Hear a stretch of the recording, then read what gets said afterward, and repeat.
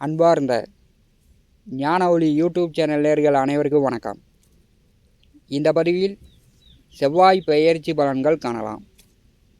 நிகழும் மங்களகரமான விசுவாவசு வருடம் மாசி மாதம் 9ஆம் நாள் 21/2/2026 சனிக்கிழமை இரவு செவ்வாய் பகவான் மகர ராசியிலிருந்து கும்பராசிக்கு பெயர்ச்சி ஆகிறார். அடுத்த 40 நாட்கள் ராகுவோடு செவ்வாய் இணைந்து ஒரு ராசியில் கோச்சாரத்தில் சஞ்சாரம் செய்யும்போது ஏற்படும் பொது பலன்கள் காணலாம்.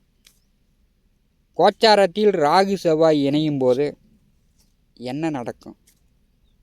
கடந்த 2025ஆம் ஆண்டு ஜூன் மாதம் ராகு பகவானுக்கு செவ்வாய் பார்வையும் குரு பார்வையும் தொடர்பு வந்தது.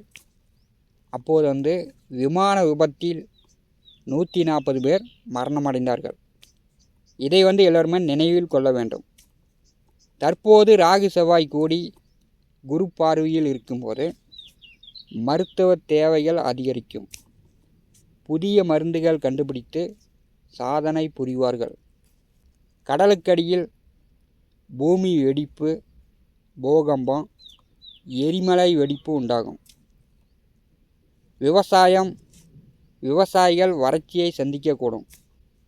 கால்நடைகளுக்கு தீவன பற்றாக்குறை ஏற்படும். காற்றும் நெருப்பும் ராசியில் கூட்டணி சேரும்போது மலைகளில் காட்டு தீ பிடிக்கும்.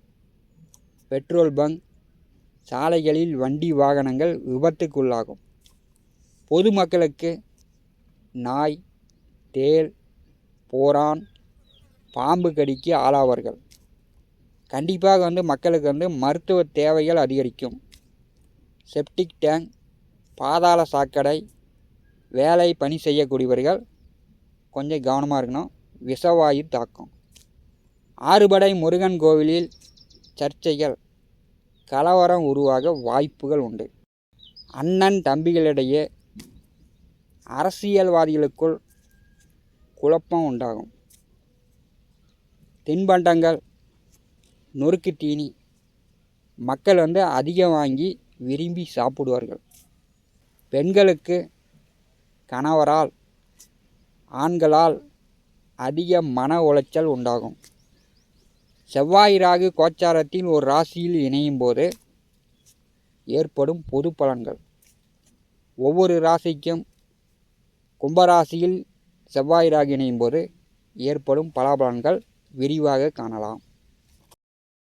மேச ராசி அன்பர்களுக்கு செவ்வாய் பெயர்ச்சி பலன்கள் காணலாம். கோச்சாரத்தில் ராசிக்கு 11வது வீட்டில் அடுத்த 40 நாட்கள் மேச ராசி அதிபதி செவ்வாய் சஞ்சாரம் செய்ய போகிறார். 11வது வீட்டில் செவ்வாய் வரும்போது சுபகாரியங்கள் வெற்றி உண்டாகும். குடும்பத்தில் திருமண வயதில் உள்ளவர்களுக்கு வரன் பார்ப்பாங்க. வரன் செட் ஆகும். சுபகாரியங்கள் நடக்கிறதுக்கு வாய்ப்புகள் உண்டு. 11வது வீட்டிலே செவ்வாய் அமர்ந்திருக்கும் போது நண்பர்கள், கூட்டாளிகள், பக்கத்தில் இருப்பவர்களிடம் உதவி உண்டு, ஒற்றுமை உண்டு. லாபஸ்தானத்திலே செவ்வாய் ராகு இணைவு மூத்த உடன் பிறந்தவர்களுக்கு அடிக்கடி உடம்பு சரியில்லாமல் போகும். உடன் பிறந்தவர்களிடம் அடிக்கடி சண்டை சச்சரவுகள் உண்டாகும். மேசராசி என்பர்கள் இதில் மட்டும் கவனமாக இருங்க. 11வது வீட்டிலே செவ்வாய் அமர்ந்து 2வது வீட்டை பார்வை செய்யும்போது பொருளாதார நிலை நன்றாக இருக்கும். குடும்பத்தில் உங்கள் பேச்சுக்கு மதிப்பு உண்டு. குடும்பத்தில் சுப மங்கள காரியங்கள் நடப்பதற்கு வாய்ப்புகள் உண்டு. மேசராசி என்பர்கள் பயன்படுத்தி கொள்ளலாம். செவ்வாய் பகவானுடைய 7ஆம் பார்வை பூர்வ புண்ணிய புத்திரஸ்தானத்தின் மேல் விழும்போது திருமணம் செய்து ஓரிரு வருட காலம் குழந்தை பாக்கியம் இல்லாதவர்களுக்கு இந்த காலகட்டத்தில் குழந்தை பாக்கியம் உண்டு. பூரிய சொத்துக்களில் பிரச்சனை உள்ளவர்களுக்கு வாக்கியா வரப்பு, தடத்து பிரச்சனை, கோர்ட்டு கேஸு, வழக்கு வில்லங்கம் இந்த மாதிரி சிக்கல் உள்ளவர்களுக்கு இந்த காலகட்டத்தில் தீர்வு உண்டாகும். பழைய வண்டி வாகனங்களை மாற்றிட்டு புதிய வண்டி வாகனங்கள் வாங்கிறதுக்கு வாய்ப்பு உண்டு. மேசராசிக்கு 11வது வீட்டிலே செவ்வாய் அமர்ந்து 5வது வீட்டை பாரி செய்யும்போது உங்களுடைய மன எண்ண ஆசைகள் நிறைவேறும்.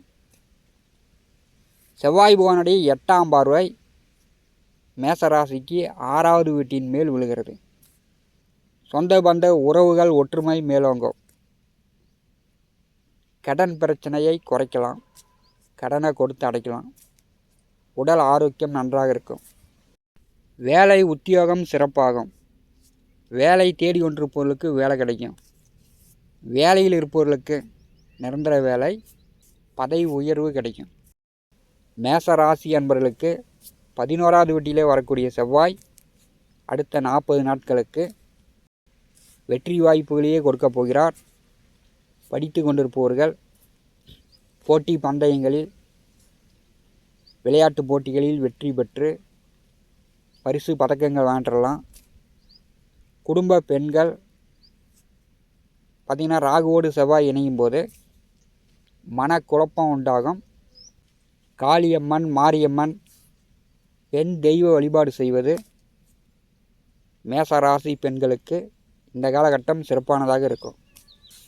நம்முடைய ஞான ஒளி யூடியூப் சேனலை பார்த்து கொண்டிருக்கக்கூடிய அன்பர்கள், இதுவரை நம்முடைய சேனலை சப்ஸ்கிரைப் செய்யாத அன்பர்கள் மறக்காமல் சப்ஸ்கிரைப் செய்து கூடவே இருக்கின்ற ஆல் பட்டன் அழுத்திங்க. நன்றி, வணக்கம்.